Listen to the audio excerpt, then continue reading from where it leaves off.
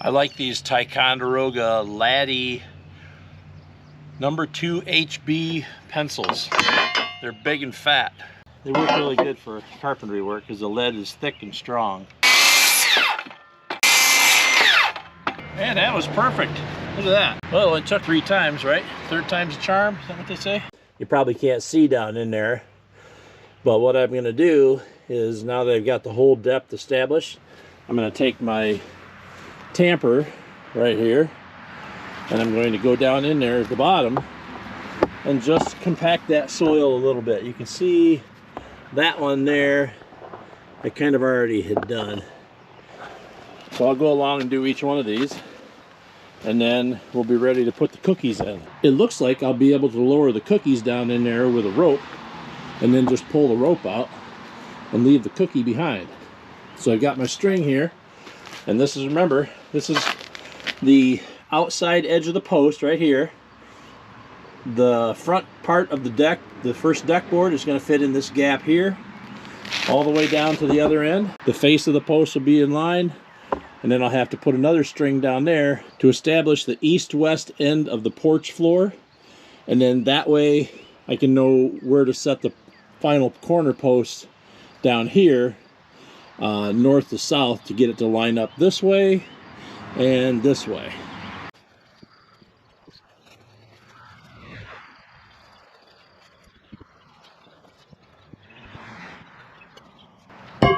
Cool.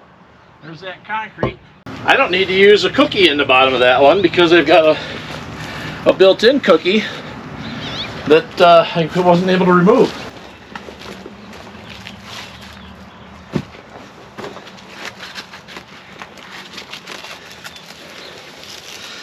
All right, here's mud in your eye.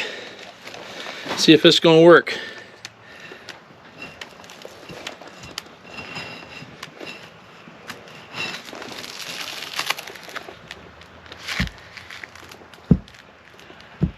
Huh, works pretty slick. I like that. First one down. Now the way these blocks are cast, there's a slot in here, and it looks like you can see there's a little bit of fuzz right here, a little flash or whatever you want to call it, or squeeze out from the mold. That makes it hard for the rope to come across, so I'm putting that part up. That way the rope doesn't drag across that sharp edge and get stuck.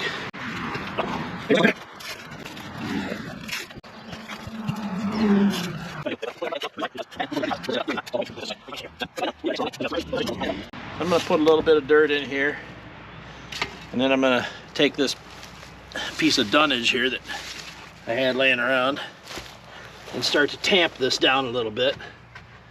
And of course, this is all of my favorite blow sand that comes in my yard naturally. Keeping my line, I'm just kissing that string right there. And I always try to backfill these posts evenly, alternating sides, because you see how I put that shovel full of dirt in there and moved the whole post? So you have to be a little bit careful when you backfill, that you don't alter the position of the post with the material that you're putting back in the hole. And just like when you build a road or some other sort of a foundation, you don't want to just fill this hole all the way to the top and call it good. You do it in what we in the construction industry call lifts. So you'll add 6 inches or 8 inches or a foot or whatever of your fill material. Then you come by with a compactor or compactor tamp it all down real good. We got to try to get some compaction on the back side of this post a little bit. Use the bottom of the shovel handle, or I guess that'd be the top of the shovel handle, wouldn't it?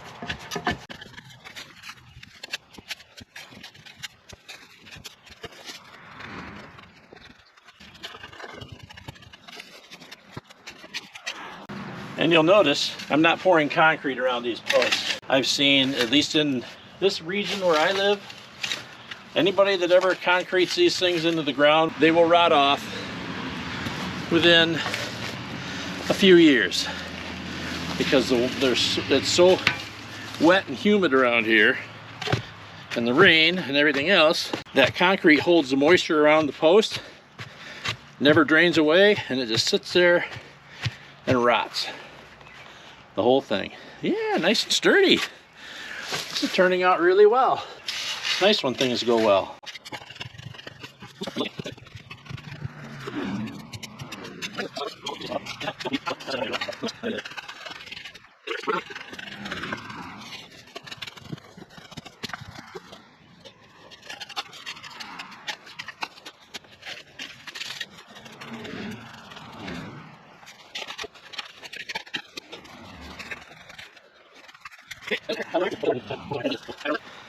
And this one's done. She's still just kissing the line right there. Just enough to let you know that they're in love. So this one's good. All right, friends, here we are. Hour and a half, 2 hours later.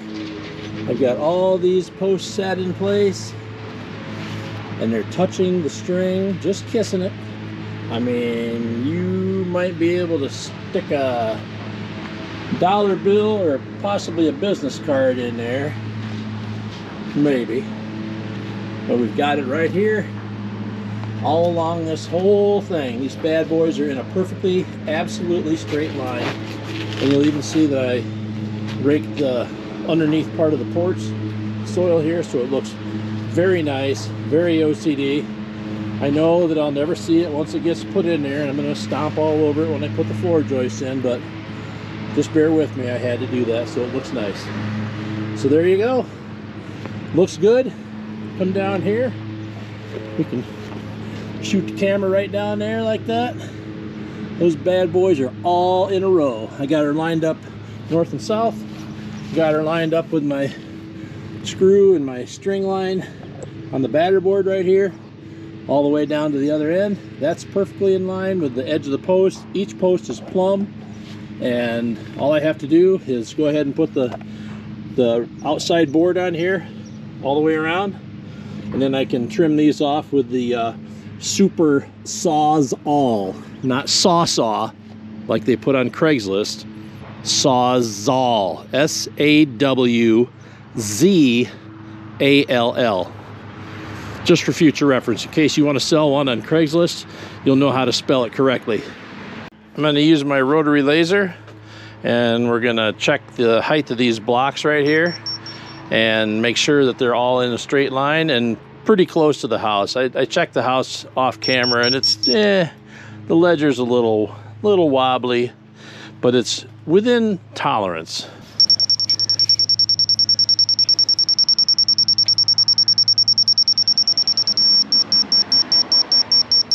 Right there, it's at 0.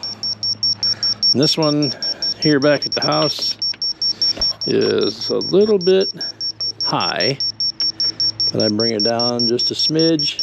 And I got the laser set on the, I think it's the 1/8 inch accuracy setting, so I wanted to go as precise as we could. This here is a little bit high. That'll help the water drain off away from the house and out to the yard. So it came down just to, I don't know, probably less than 1/8 of an inch.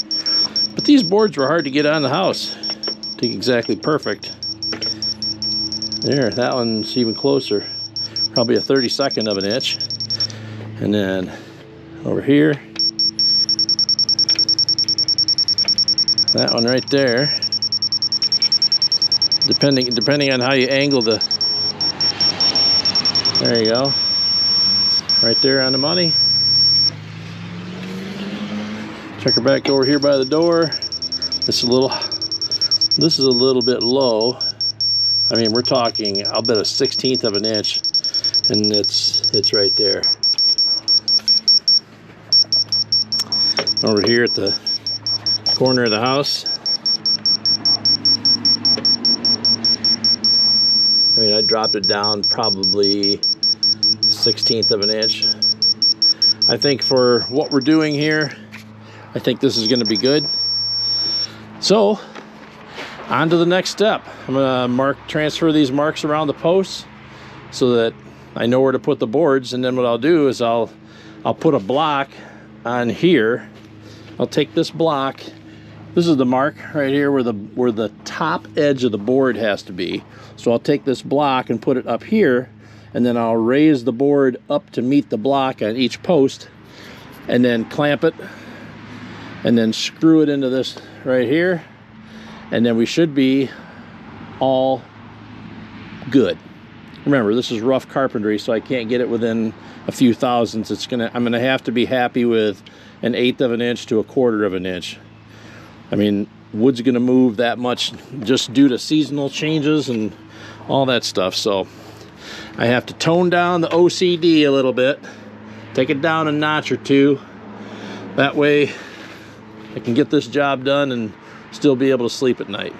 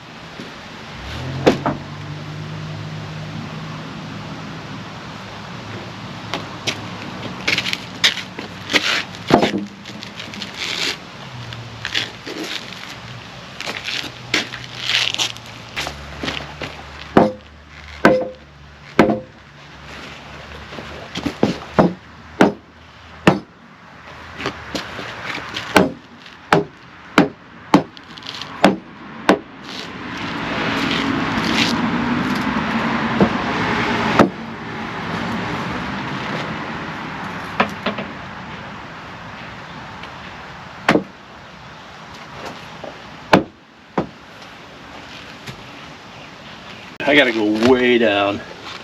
I gotta go down 2 stinking inches. I'm gonna have to relieve this area down here where the board is, and post is a little too close to this concrete. So I'm gonna have to mark this here and here, and then try to machine some of this thickness off here so it'll slide down in a little bit better along that concrete, because I gotta go down a good inch over there. So, yeah, okay. We'll start on that, I guess.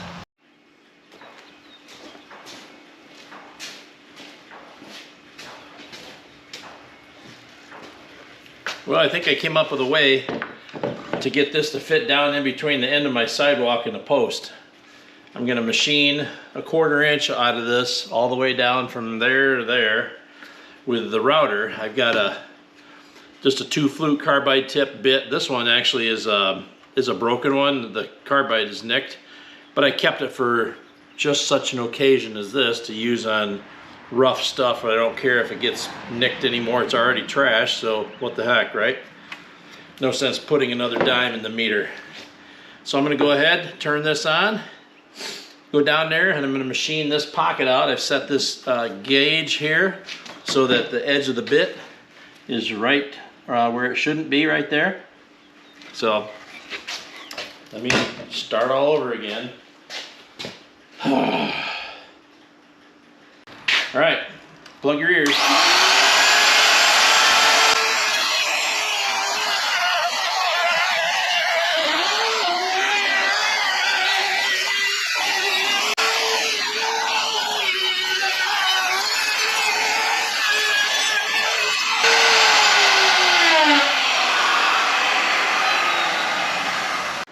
Ooh, that thing's a mess. You know what? I think I'm going to put a C-clamp on there just to hold that and make sure that it doesn't do anything weird. I don't like weird stuff.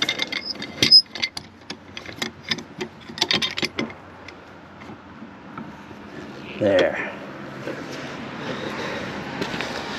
Now, I know that that's not going to push away when I put this screw in at all. You know what they say, tighten it up till the water comes out. And that's what I did. See the water coming out?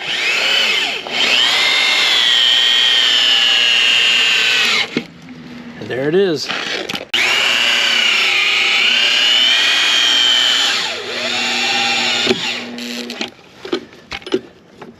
The C-clamp is just in the way.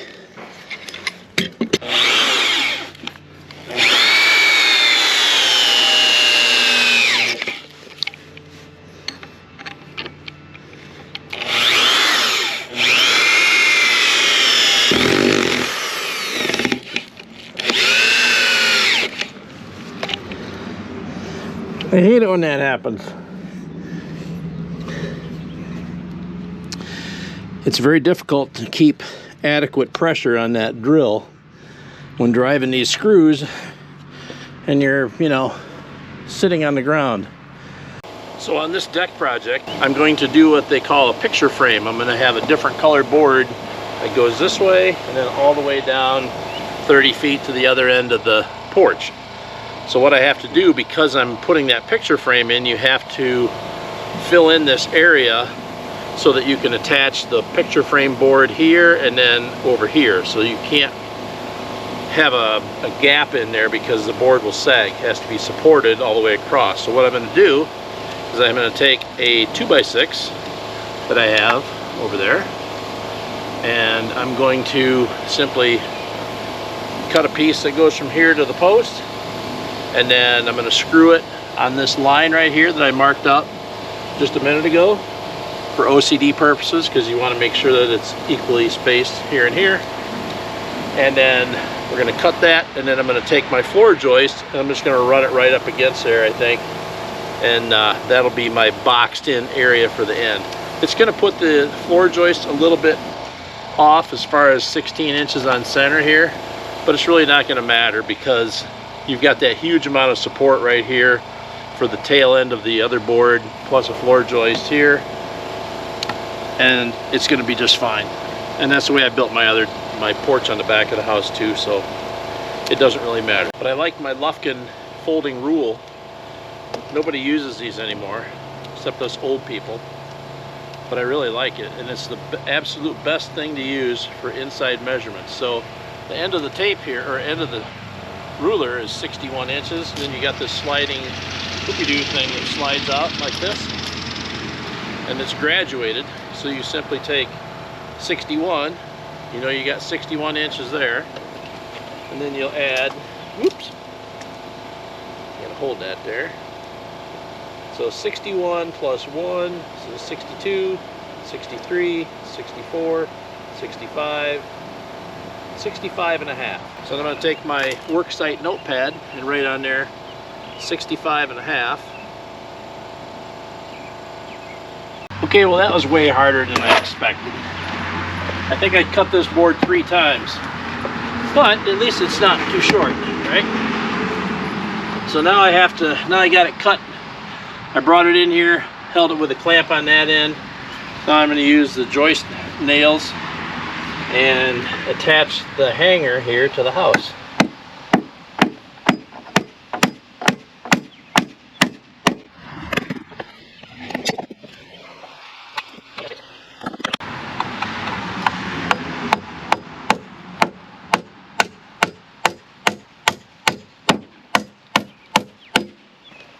I hope I never have to take these out.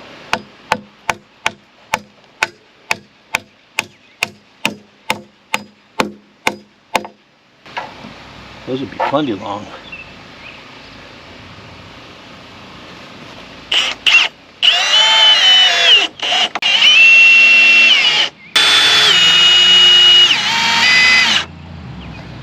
Had a baby right there. Good to go. Now we'll get the air palm nailer and see if we can make this be happening down here. Oh, good. Dump the nails on the floor. Perfect. Here's the palm nailer. And we're going to see if we can sneak this bad boy in here and get something happening.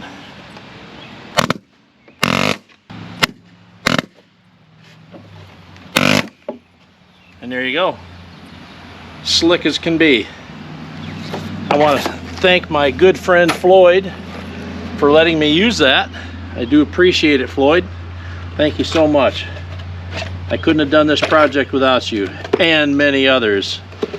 I found that I can save myself a lot of frustration and anxiety and all that sort of stuff if when I do these projects I make use of some simple mechanical advantage, such as an inclined plane, also known as a wedge or a shim. Put some blocks in there. I can adjust this perfectly so it matches exactly, because it's very important with this TimberTech decking that all these edges are perfectly flush with each other. You don't want any steps, because those imperfections will telegraph through the flooring and it won't look right. It'll just look like garbage.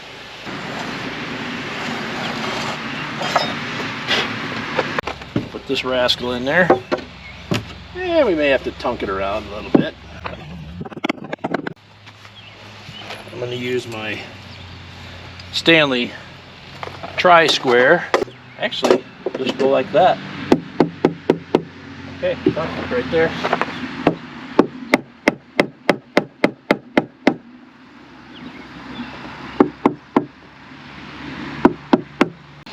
Get my clamps.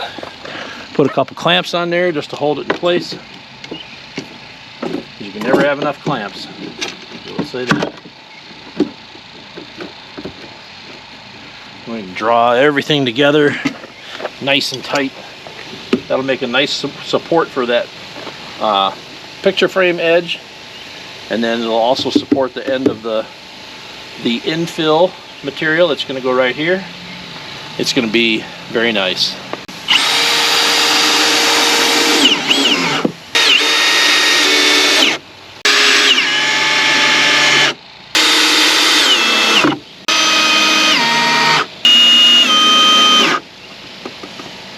Very good. That thing's cool as heck. I love this thing. Now the ones that you get at the store, even the Stanley Bostitch ones, are little tiny things. This is like for man hands right here. There you have it. You got a boxed in beam right there. It'll be nice and sturdy for the end of the porch, and it'll also support the picture frame edge that goes around there. It's getting late, been a very long day. I'm hot, tired, sweaty, all that sort of stuff. I want to go in and take a shower and relax a little bit tonight, and we'll pick up on this. Next project is going to be filling this in with floor joists, and I'll probably just do some videos of a couple of them, and then you don't need to see me do all of them. That gets a little repetitious after a while.